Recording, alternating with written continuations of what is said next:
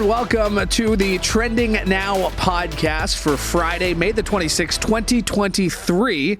And yes, I nailed that in one take today. You'd be surprised how often I don't nail the first 10 words of the show on my first take. Our producer, Laura Sebben, is well familiar with that and is usually the one to catch it, is usually the one to catch my mistakes.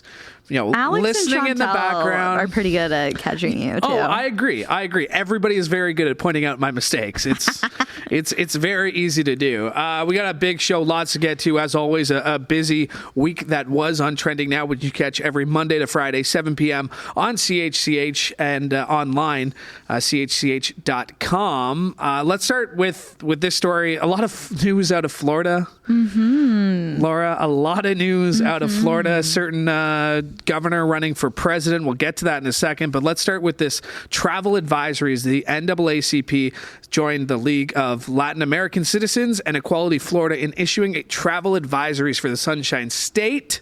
It's telling tourists that before traveling to Florida, they should understand the state, quote, devalues and marginalizes the contributions of and the challenges faced by African Americans and other communities of color.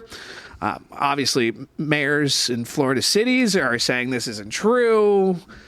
But when you look at the resume of what has happened in Florida, talking about someone who's running for president, you know, this is what he's running on. Yeah. Which is scary. Alarming. Is that this is his resume. Here's why I'd make a good president. Mm-hmm. Just look at Florida. The same week that we have advisories like this going. I mean, the NAACP isn't some rinky-dink organization. This is a huge organization that's been around for years advocating for the advancement of colored people. That's the name, NAACP. What do you make of this? I don't even know what to make of it. Like, I think it was wise for them to issue travel advisories because, yeah, like, obviously part of the reason why this governor has been allowed to do what he's been doing is because there are people who back him and there are people who agree with him. So when you're making laws that target immigrants and that target LGBTQ people, like, traveling there probably is not the safest thing for you to do. And I know it sounds shocking because we're talking about a North American state and you usually only hear travel advisories in countries that are, you know, active war zones or have like even worse human rights violations going on. So for this to be happening in an extremely popular state, especially like as Canadians, like we travel there all the time. So many people go to Florida. Like I've thought, like I haven't had the opportunity. I haven't thought about vacation or whatever, but like Florida, there's not much in Florida that I would want to experience. I mean, there's the ocean there. It's nice. The beaches are nice. There's Disney World. There's all that stuff. And that's its own thing anyway. Yeah. Disney World with, again, that name we're going to hear a lot on today's show, DeSantis. But this decision came after the DeSantis administration rejected the College Board's Advanced Placement African American Studies course. Yeah. Like, you're rejecting a course on history. That's not all. They've pressed forward with measures that ban state colleges from having programs on diversity, equity, and inclusion, as well as critical race theory, which nobody can explain. Like, you try to get somebody who's anti-critical race theory to try to explain it to you, they just can't. They don't know. Well, it also restricts certain race-based conversations and analysis in schools and businesses. I mean, like... He's just butthurt. He's a cis white man, and he's like, all these people say that I'm a bad person, so you're not allowed to talk about the reasons why I'm a bad person. I mean, they've invalidated out-of-state driver's license that are held by undocumented immigrants. That's like... Yeah, which is another huge thing, because what is it, Puerto Rico? They were saying that... I don't know if this was specifically in Florida, but in other states trying to argue that Puerto Rican licenses are international licenses, so they are not valid in the United States, even though Puerto Rico is a United States owned territory. And so that's been like a whole conversation too of just another way to try and disenfranchise immigrants. Well, immigrants, people of color apparently, and people of the LGBTQ plus world, as Florida has made efforts to limit discussion, the Don't Say Gay bill, which they said, oh, don't do that. Like, that, don't call it that. That's not what it is. When really, that's exactly what it is. The law was introduced for kindergarten to grade 3. And then they're like, well, they're going to be putting this everywhere. Then they expanded it to right throughout high school, which is crazy. There was a story last week where somebody played a Disney movie that had a gay character in it, and a parent complained, and that teacher got put on suspension. They've removed books with gay characters from school libraries. They banned gender-affirming care for minors, placed new restrictions on abortion access, and introduced a law allowing Floridians to carry concealed guns without a permit. So when are we going to Florida? When are we taking the show on the road is what I want to know. Funnily enough, my mom and my sister leave Tuesday for Florida. Yeah. Just the way it goes. But yeah, no, it's definitely scary because these are things that we need to learn about because these are people who live in the world. Like, they're people who exist and have histories and have lives, and to tell even like children that, oh, you're not allowed to know about this is just crazy because the more knowledge children have, the better informed they are to make decisions as they grow up. And I was just talking to Kelly about this. Like, these people also give kids way too much credit. Like, they think kids are these freaking geniuses. When I'm like, unless you explain something like point-proof explanation to a child, reading a word such as gender or gay, they're not going to know what that means until somebody tells them. So to assume... But the fear of these parents, and I use the quote fear here in air quotes, is that they're not there and that some teacher is going to indoctrinate their kids and tell them that, you know, they love their partner just as much as anyone would love a wife. And like, that's the fear of these people, which is absolutely mind-boggling. And like, to your point there, you know, I'm not a parent. I couldn't imagine being a parent right now at this stage of my life. Also, I would be terrified of being a parent at this stage, like with cell phones and what kids learn and where they learn it and who they learn it from. Like, I get that. But like, these ideas in Florida that have become the norm, and again, DeSantis, DeSanctimonious. And the thing is, it's just basic stuff. Like, nobody's getting into like. But that's the I feel like these. But it's an irrational fear because nobody is teaching your third grader how to do inappropriate things, whether they're gay things or straight things. Like, 9.999 times out of 10, nobody's teaching your child that. They're just learning definitions of words. Yeah, essentially, is what these sex education, and even if you want to look at the African American studies programs are. It's just teaching kids concepts and definitions of words, and then, you know. Yeah, the history. I mean, that's the one that kind of gets me. Is these histories like. African American Studies course, like stepping in and saying you can't teach this class. Yeah, like I don't get that. But I mean, people are still going to go to Florida. It's and again, we're going to get to more, of course, and that's news out of Florida. Acting like it's going to impact Florida tourism, maybe a little bit, but I feel like people, for the most part, it's just an advisory. It's just warning that, like, as a certain person, you may run into somebody who wants to fight you, or now that you can carry concealed weapons, wants to shoot you. That can happen anywhere. I ran into, I don't know what we're supposed to call them, the protesters who took over Ottawa. They refer to themselves using that F word, which we're not supposed to refer to them. The convoy. They call themselves the Freedom Convoy. They call themselves the Freedom Convoy. I was driving home yesterday, took North Shore Boulevard. They're still doing that? They were outside the Burlington Golf and Country Club. So I don't know if Trudeau, like, he was up in St. Thomas and Milton. Like, I don't know if he was at the Burlington Golf and Country, because that seems where they were just following. So I would get the sense that maybe Trudeau was in Burlington yesterday. I don't know that for sure. Maybe our camera guy was following him all day. He would know. Sometimes people who just like have aligning views, they'll like follow them. Yeah. I just don't understand what they're protesting anymore. And again, this got off topic from the Florida stuff. Yeah, it did. But it didn't really, though, because those are the same. Yeah, they probably think the same things that Florida Governor Ron DeSantis thinks. Big plans for the weekend? F1's back. F1's back. In Monaco. Luckily. This is a big deal. The Monaco, right? Like, it's the fun one. The Monaco Grand Prix. This is the party city. Yeah, it's like the big rich people one, when like people dress up fancy and it's a whole thing. But it's also, if you play Mario Kart, like the Delfino Square of F1 races, like people just are crashing into walls because it's such a, I don't even know how to explain it. It's just it's a crazy course. It's really fun. So hopefully I can watch it. I'm going Oh, big plans. I'm going out Saturday night, and we have stuff to do on Sunday, but I'm not sure what time the stuff to do on Sunday starts. So this stuff to do. Also, new trailer for the Barbie movie. Impressed? Not impressed? Are you all about it? I can't wait to see it. I can't wait You're to see in. it. There's a whole original soundtrack coming out with it too. I saw it. A Dua Lipa song came out. Dua Lipa, yes. Dua Lipa? Yeah, Dua Lipa. All right. Still need to learn some things, apparently. You do. Laura, you're getting ready for tonight's show, so thanks for making some time. Appreciate it. Thanks, Louie. All right, that's Laura Sebben, the producer of Trending Now. The fairy tale story gets better. Also trending now, this is news from Monday, like that Florida travel advisory. It was a life-changing moment for Michael Block as he hit a hole-in-one for the first ace at the PGA Championship since 2020. If you don't know the name, Michael Block, you shouldn't be surprised. He had never really competed a lot on the PGA Tour level. He's a first PGA Club pro to sit inside the top 10 after 54 holes. He earned his way to play at Oak Hill Country Club after playing at the PGA Professional Championship.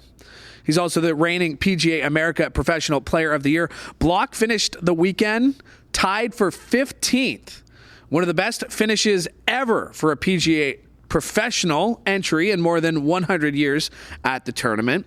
It was a dream come true and the perfect ending to a great week for the 46-year-old club pro who teaches golf lessons at a public course in California. How good of a weekend was it? Well, he cashed a check worth over $288,000 for his 4-day effort and received a sponsor invite to play in this week's Charles Schwab Challenge and at the RBC Canadian Open in Toronto next weekend. Elsewhere, it was another win in the books for Brooks Koepka as he won his 5th major championship, the 20th golfer to do that in the sport's history. He also became the first LIV golfer to get a major championship, boosting the reputation of the Saudi-backed league and its players.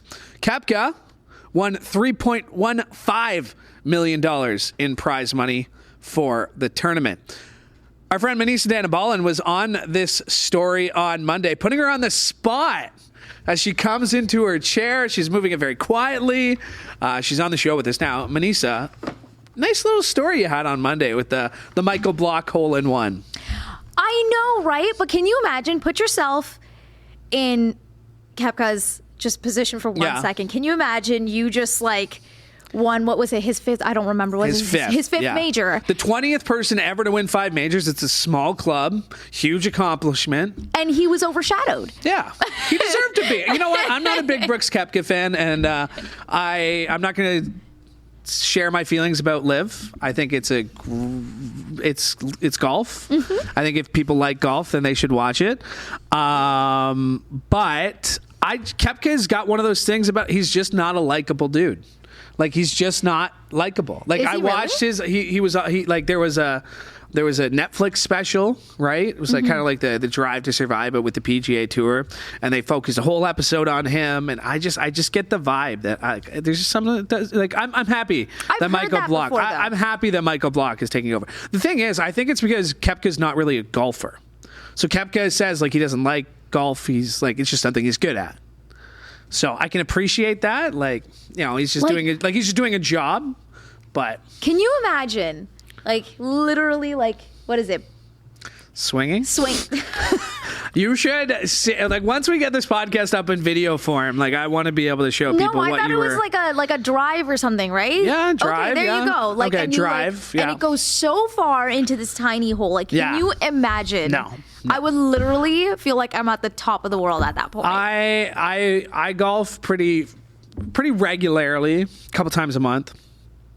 A hole-in-one, I would just stop golfing.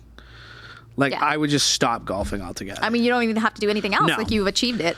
Speaking of achieving things, your story today is on Elon Musk, who wants to achieve everything, I guess. He was in the news for the Ron DeSantis announcement, another thing you worked on, which was full of glitches. I mean, you've been on the Elon Musk beat this week, it feels like. How are you feeling? It's a lot of Elon Musk. A lot of Elon Musk. So, okay, today's stuff is cool. Like, to be honest, it's interesting. Yeah. But it's kind of like scary considering Sci-fi. What happened to the monkeys? Like, Okay, what's your story today? Let's give people some background. Okay, so basically, I'm blanking out. So give me 1 second as I try to bring it up. So in my Neuralink. head. Yes, Neuralink. It's a brain chip implant company, and now they've been approved to do human trials. So they did animals. They did monkeys, There's like right? monkeys. There was But like a pigs. lot of monkeys died, didn't they? There's a lot of issues. Like they're under a lot of investigations. Then why is this being approved? I mean, apparently they've actually the concerns before because they were rejected in the past. Apparently, Yeah, okay. That was like there was like the lithium battery issue, and then whether it will like the wires will migrate throughout the brain, and then how to take it out without damaging any tissue. So apparently they've solved those concerns. Not sure how, but they have. So it's the chip that they're I going to put. guess. So what's the power of this chip that they want to put in? Like, why do they want to do this? They can help people who are who have certain health conditions. So even if it's like obesity or autism or any kind of disability. So like even if you had if you were paralyzed or something like that, it would. Like, I don't know how to explain it, but it would bypass those nerves and let you use your arms and legs. So it sounds cool, So you're a but robot. can you imagine somebody takes this and says, "Oh, I'm going to use it for mind control"? Like, Yeah.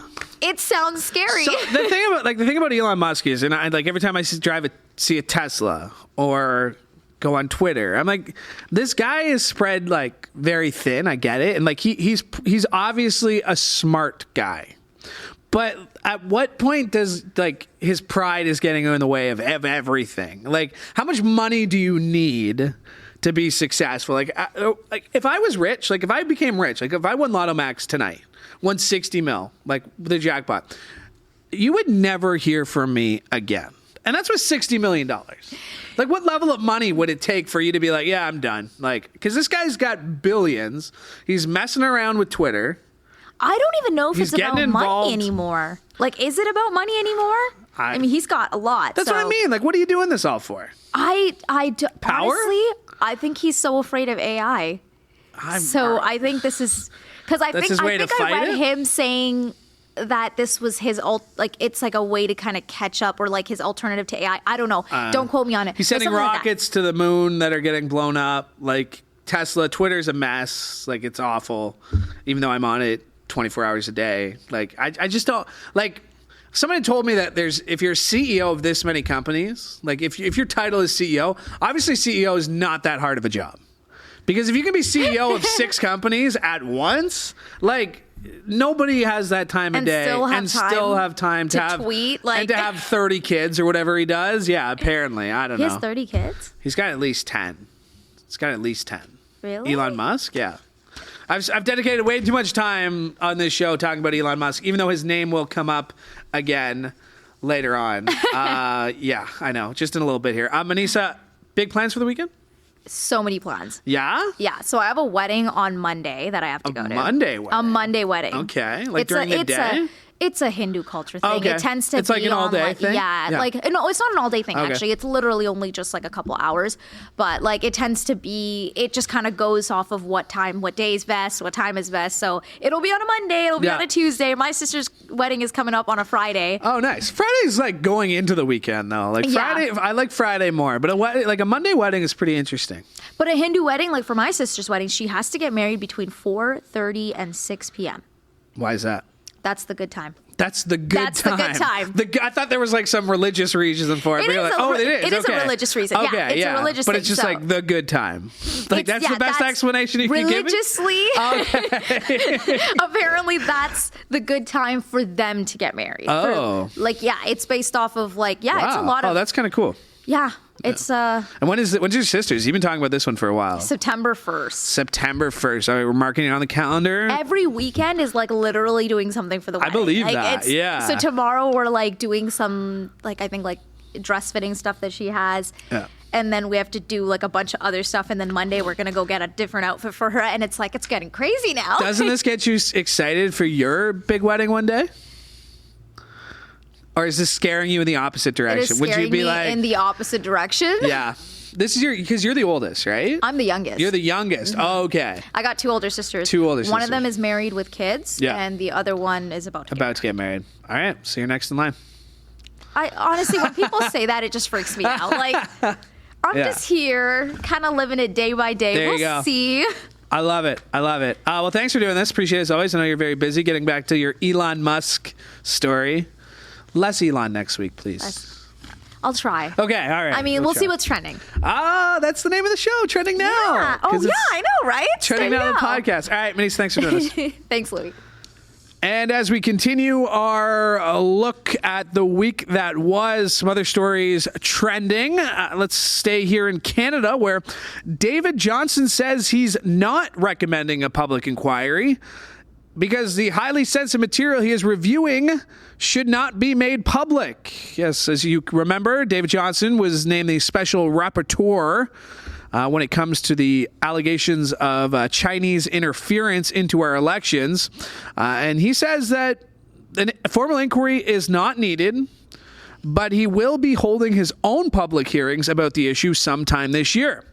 Now, in the report that he released, it found serious issues in how intelligence from security agencies was communicated to the government, but it did not identify any instances where the Prime Minister, Justin Trudeau, negligently failed to act on intelligence, advice, or recommendations.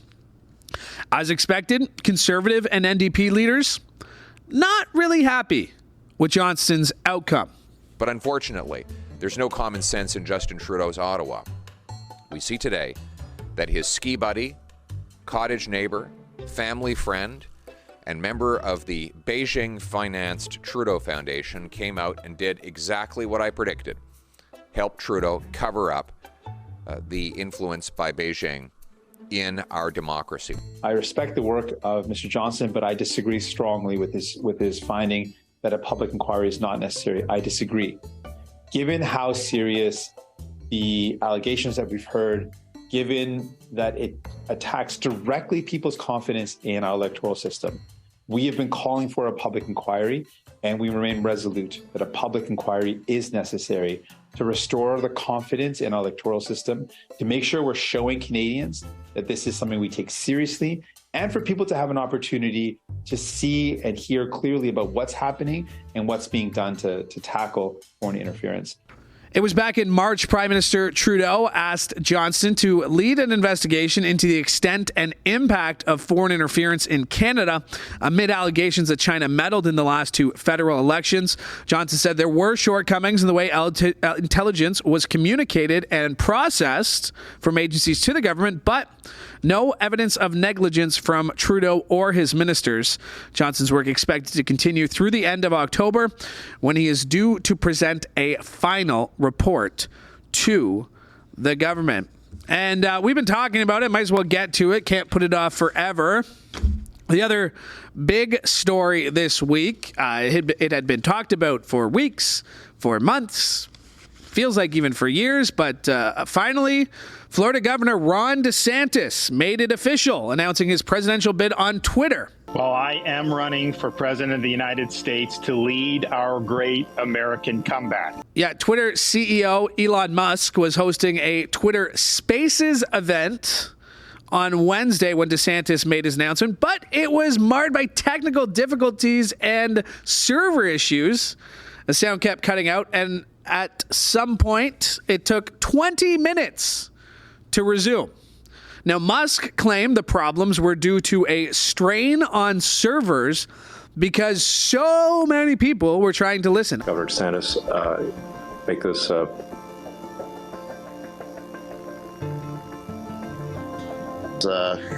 you there? Can you hear us? I think you broke. I'm here. I know. I think you broke the internet there. We had over 500,000 people in one Twitter space. I'll admit, I logged on at 6 o'clock Eastern on Wednesday night to try and listen to it. Got very frustrated by the technical glitches and turned it off and didn't want to listen to it anyway. But according to the reports, number of attendees listed peaked at around 420,000, which is far from the millions of viewers that watch televised presidential announcements. Now, the glitch is not a good look for DeSantis, who's already been making headlines, as we have told you, as he sparked controversy after he signed a slate of anti-LGBTQ plus bills, a bill that bans abortion after 6 weeks of pregnancy and allowed residents of Florida to carry concealed guns without a permit. Now, according to a CNN poll, former U.S. President Donald Trump, who joined the race back in November, has a clear lead because Trump right now has 53% of the support, while DeSantis is at 26%. They are the only two candidates in double digits, according to the poll. Meanwhile, other Republicans who have joined the race, former UN Ambassador Nikki Haley, South Carolina Senator Tim Scott, Vivek Ramaswamy, a biotech and healthcare entrepreneur, former Arkansas governor and Congressman Asa Hutchinson, and conservative talk radio host Larry Elder. Now, former President Donald Trump took to social media. This is he went off. He had 5, 6, 7, 8, 9, 10, just went off on Truth Social on Wednesday night. But this is the one that just doesn't, help me make sense of it. So this is Trump on Truth Social. Rob. Guy's name is Ron, but he put Rob in quotations. From the very first word, I'm confused. It gets worse.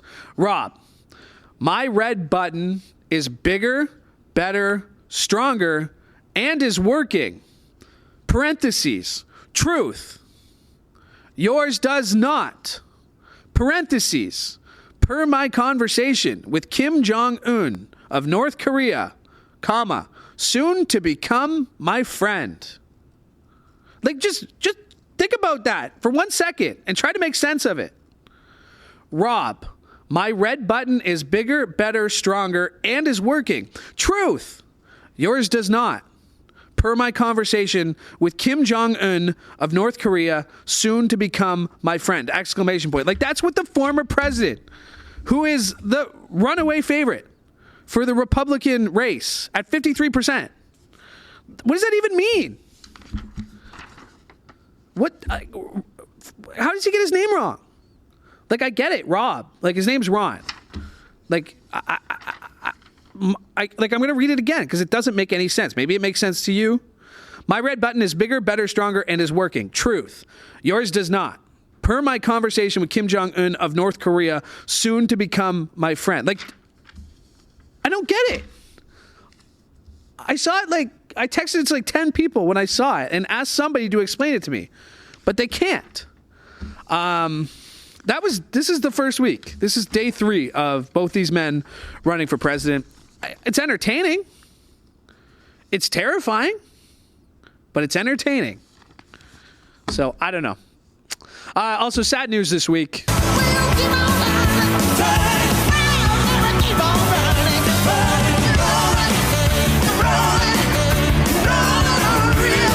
As Tina Turner passed away at the age of 83, the Tennessee-born singer rose to fame as the lead singer of the Ike and Tina Turner Revue in the 1960s. Of course, she would go on to marry Ike Turner in what would be the start of an abusive, dark period in her life that she would share her story later on, a story that empowered women all over the world. After being in the band, enduring abuse, Turner made a huge comeback in the 80s with hits that would transcend generations, top charts, and become anthems. She eventually moved to Switzerland because she says she was so well received in Europe. Her cause of death has not been released, but her family says she died after a long illness. Meanwhile, Turner's fans mourning her loss at her home in Switzerland and at her star on the Hollywood Walk of Fame. She defied the limitations society put on aging women as she was rocking performances well into her senior years. She was a black woman at a time when black women were rarely seen on television, much less adored by fans. And the work she leaves behind speaks volumes of her dedication and perseverance. Kelly was joined this week by music professor Andrew Scott from Humber College and asked him what kind of impact she left behind and why she was so iconic. Well, I mean, it is, undeniably, it is an amazing legacy of music that she has sadly left behind.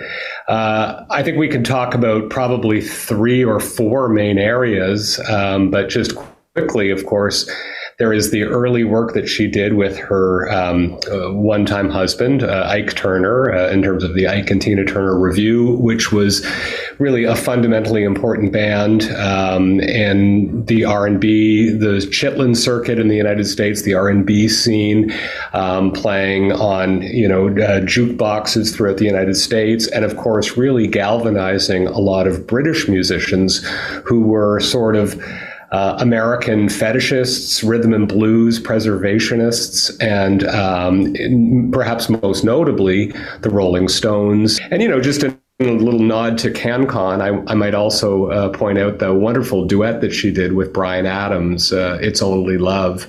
Where not only was that music so impactful in the 1980s, it was really, I think, helped to be disseminated through much music here in Canada and certainly MTV in the United States. How did she inspire Black people and other people of color?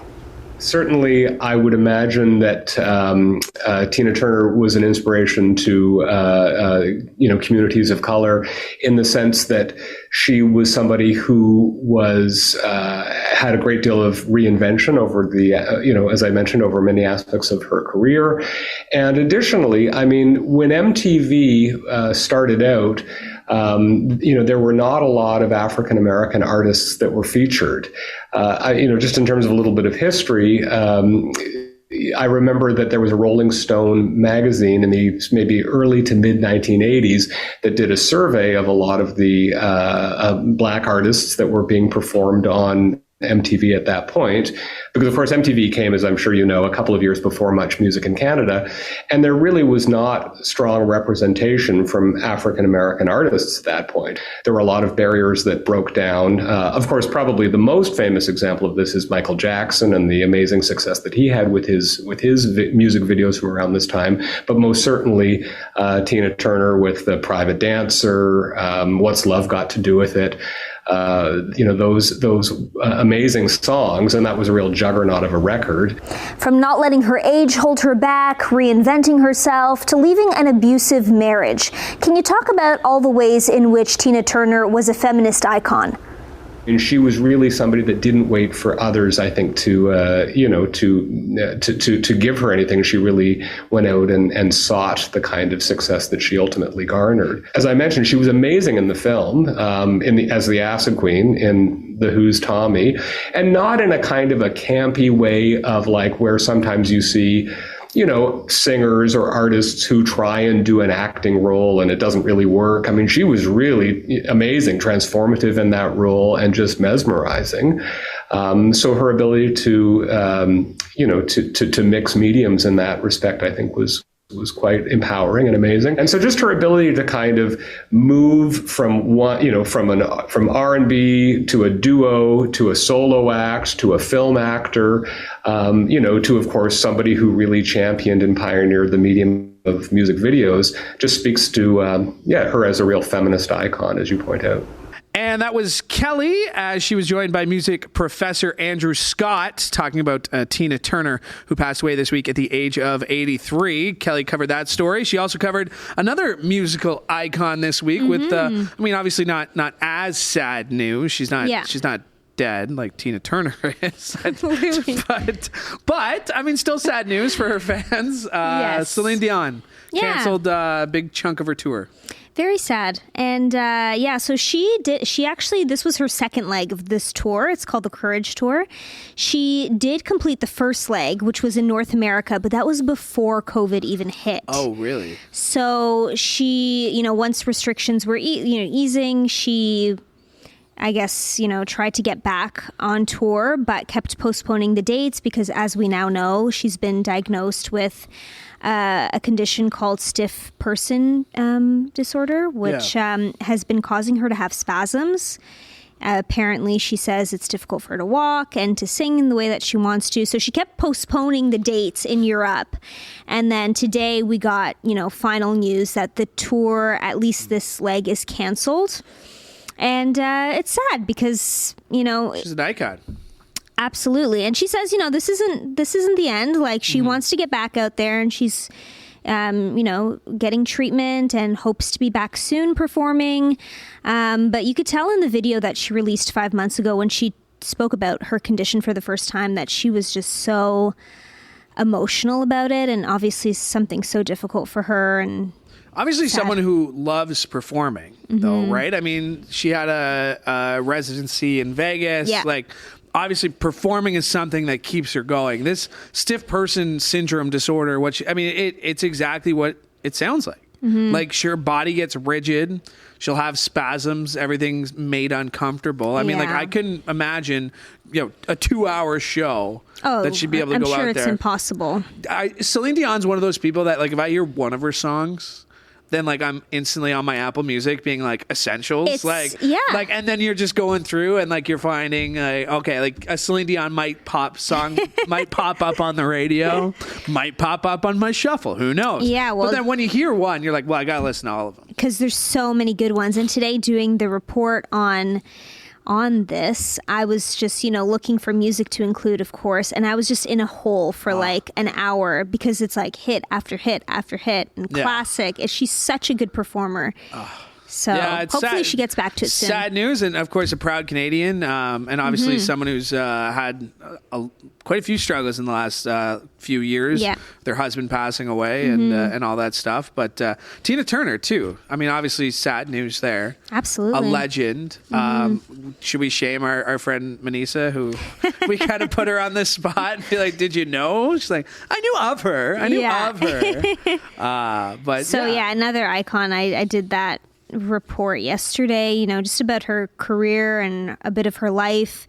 She had such an incredible life. She came from such humble beginnings in Tennessee, and she married somebody who she said was extremely abusive, and we're talking like she said he set her house on fire and shot guns at her, like just crazy, unimaginable things. She endured so much in her life, and what she went on to accomplish was insane. Well, I mean, the Ike Turner stuff is like, it wasn't just that, Ike Turner was this powerful obviously he was part of it, but he was a record label industry guy, and like what she risked and what the consequences of coming out. I mean, like, to be shunned by the industry just for speaking the truth about what was happening behind the scenes and not always behind the scenes in Ike Turner.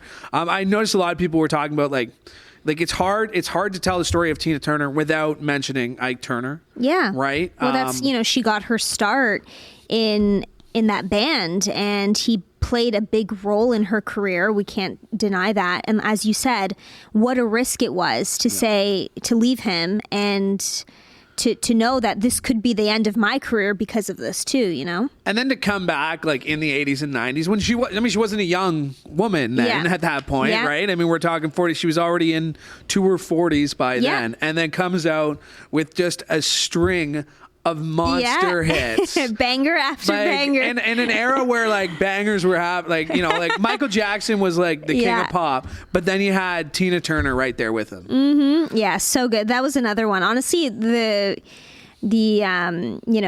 report I worked on yesterday with our editor Francesca on Tina Turner was my favorite that I've ever done on Trending Now, just because we did it in such a creative way, and again, it's like she has so much good content, like all this music that's amazing, and it was so hard to pick, but it was awesome. I really enjoyed the one line you had here. Defied the limitations society put on aging women, rocking performances in her senior years. She was a black woman at a time when black women were rarely seen on television, and the work she leaves behind speaks volumes of her dedication and perseverance. You wrote that. I can see, like, obviously I get your scripts, I read, I watch, but like this one, like, because you like having said that this was one of those most powerful ones you've worked on, you can really feel it there. Totally, because her life was just incredible, and the legacy she leaves behind is incredible. So big plans for the weekend?